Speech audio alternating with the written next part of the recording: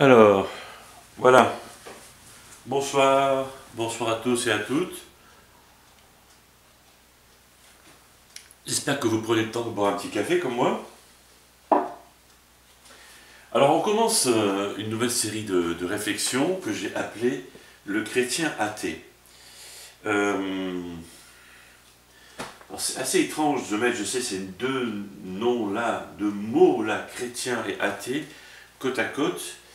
Mais quand on regarde un peu notre société, la France, euh, on entend beaucoup de personnes dire je suis croyant mais pas pratiquant. Et moi franchement ça me hérisse le poil à chaque fois que j'entends ce genre de phrase-là, parce que ou on est croyant ou on n'est pas pratiquant. C'est-à-dire ou on est croyant ou on n'est pas pratiquant. C'est les gens eux-mêmes qui se définissent comme chrétiens, athées.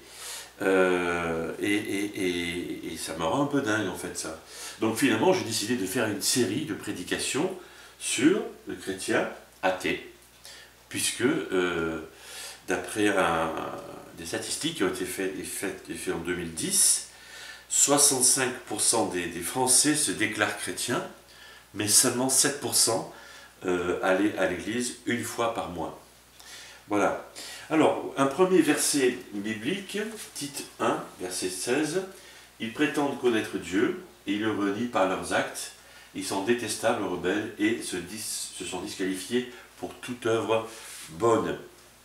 Voilà un verset qui dit bien ce qu'il veut dire.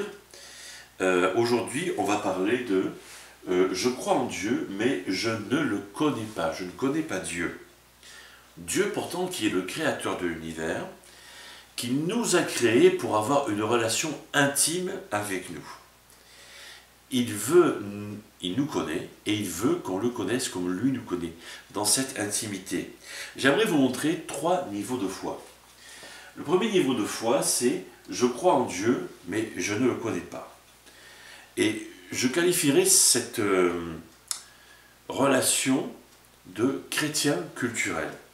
C'est-à-dire c'est des gens qui se définissent eux-mêmes comme chrétiens, parce que peut-être le papa, la maman, le grand-papa, la grand-maman, certains de leurs aïeux étaient chrétiens. Donc eux aussi sont chrétiens. Ils sont chrétiens par tradition, parce que c'est la famille qui est comme ça. Chrétiens par défaut, chrétiens par culture familiale. Voilà. Donc effectivement, ils croient peut-être que Dieu existe, mais ils ne le connaissent pas. 1 Jean chapitre 2 a des mots assez durs, quoi. Nous savons que nous le connaissons. Voici comment nous savons que nous connaissons le Christ, c'est parce que nous obéissons à ses commandements. Si quelqu'un dit « je le connais » sans obéir à ses commandements, c'est un menteur, et la vérité n'est pas en lui. Bon, ça s'arrête. C'est pas la peine que je rajoute quelque chose là-dessus. Il me semble que ces paroles sont assez claires. Et Jésus aussi dit des choses par rapport au fait d'entrer au paradis, d'entrer au ciel. Pour entrer dans le royaume des cieux, il ne suffit pas de me dire « Seigneur, Seigneur », il faut accomplir la volonté de mon Père Céleste. Au jour du jugement, nombreux sont ceux qui me diront « Seigneur, Seigneur ». Nous avons prophétisé en ton nom. Alors, c'est quand même balèze quand même. Nous avons prophétisé en ton nom. Nous avons chassé des démons en ton nom. Nous avons fait beaucoup de miracles en ton nom. Je leur déclarai alors, je ne vous ai jamais connu. Allez-vous-en, vous qui pratiquez le mal. C'est très, très sévère. Et c'est Jésus qui dit ça, donc c'est pas n'importe quoi. La première catégorie de personnes qui croient en Dieu mais ne le connaissent pas intimement. Et pourtant, ils sont capables de faire des choses extraordinaires. Voilà. Deuxième catégorie de personnes, je crois en Dieu mais je ne le connais pas intimement, je ne le connais pas très bien. Ici, dans ce texte-là, Galates 4, l'apôtre Paul parlait à un type de personnes comme ça, qui appartenait à cette catégorie. Autrefois, vous ne connaissiez pas Dieu, c'est pourquoi vous serviez comme des esclaves des divinités, qui en réalité ne sont pas Dieu. À présent, vous connaissez Dieu, ok, ça c'est posé. Bien plus, Dieu vous a reconnu comme sien. Donc, la relation est établie entre Dieu et ses hommes, ses femmes. Okay. Comment se peut-il alors que vous retourniez à ces principes élémentaires sans pouvoir ni valeur pour en devenir à nouveau des esclaves? Donc là, Paul parle d'un retour en arrière. Et d'un retour en arrière qui semble salir, détruire l'intimité que ces gens-là avaient avec Dieu. Ici, c'est quand tu es connecté avec Dieu, mais que tu l'oublies. Tu vois, c'est plus informé, c'est connecté avec Dieu, mais tu l'oublies, tu reviens en arrière. De quoi il parle ici? Alors, ça pourrait faire partie du processus de ce que la Bible appelle la sanctification. Vous savez, la sanctification, c'est ce processus qui démarre quand on rencontre Dieu et qui fait qu'on se bonifie, en fait. Hein. On devient de plus en plus saint, sanctification, saint, voilà. On se bonifie avec l'âge, comme un bon vin, si on peut dire comme ça. C'est-à-dire que plus on fréquente Dieu, et plus il nous rend saints, la sanctification. Mais ça passe par des hauts et des bas, voilà, et c'est notre vie ça. Et quelquefois, on recule, quelquefois on fait des marches en arrière, etc. Voilà. Le troisième point, c'est je crois en Dieu et je le connais intimement, et j'espère que vous vous retrouvez dans ce type de personne-là. Tu es tellement intime avec Dieu que tu te sens guidé par l'Esprit de Dieu. Des fois, tu as envie de dire quelque chose à quelqu'un, peut-être trop sévère, et tu fermes ta bouche. Et tu ne sais pas pourquoi tu t'es tu. Si, tu sais pourquoi. Parce que l'Esprit de Dieu t'a fait taire.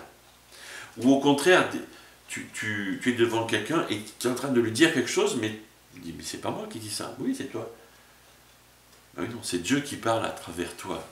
Ou par une action aussi que tu es en train de produire, un geste que tu es en train de poser sur quelqu'un, tu dis, mais c'est bizarre, c'est pas moi ça. Non, c'est pas toi. C'est Dieu qui t'utilise. Tu es tellement intime avec Dieu que Dieu se sert de toi. Réellement, corporellement. Où il t'interrompt, où il te prend, il t'utilise, etc. Et forcément, tu es dans un état de louange constant. Voilà. J'aime bien ce psaume-là. David qui dit ça. Tu es mon Dieu, je te cherche. Mon âme a soif de toi. Mon corps soupire. Bon, c'est fort quand même. Hein. Mon âme a soif. Mon corps soupe. Mon corps. Le gars est tellement intime. Bon, que l'âme ait soif de Dieu, ok. C'est spirituel, machin. D'accord, ok. Le corps, le gars va loin dans l'intimité quand même. Hein. Ouais, c'est ça. C'est comme ça que Dieu nous attend. Puis la suite, etc., que vous lirez. Mais c'est ça que Dieu attend de nous. Et David ici est un modèle. David n'a pas été toujours un modèle. Il a fait de drôles de bêtises. Hein. Voilà. Une question que je vous pose, que je nous pose, et que vous vous poserez sûrement dans vos petits groupes. Connais-tu intimement Dieu? Et la manière dont tu t'adresses à Dieu est un indicateur de ton intimité avec lui. Peut-être que vous pouvez partager ça dans votre groupe. Voilà. Comment tu parles à Dieu? Dans ta prière, est-ce que tu dis mon Père? Est-ce que tu dis... Parce que Jésus, en fait, on l'appelle Jésus, on l'appelle Seigneur. C'est bien, ça va. Mais Dieu, tu l'appelles comment? Est-ce que tu l'appelles Dieu, Père? Tu l'appelles comment? Voilà. Parce que la manière dont tu vas appeler Dieu montre ton degré d'intimité avec lui. J'ai pris cet exemple pendant la prédication. Si mon téléphone sonne et quelqu'un qui m'appelle Monsieur Santaïla, ou Monsieur le pasteur, ou Eric, ou Papa, ou etc. Donc ça montre le degré d'intimité que cette personne qui l'appelle a avec moi. Bien sûr. Voilà, toi, comment tu appelles Dieu dans tes prières? Comment tu le nommes?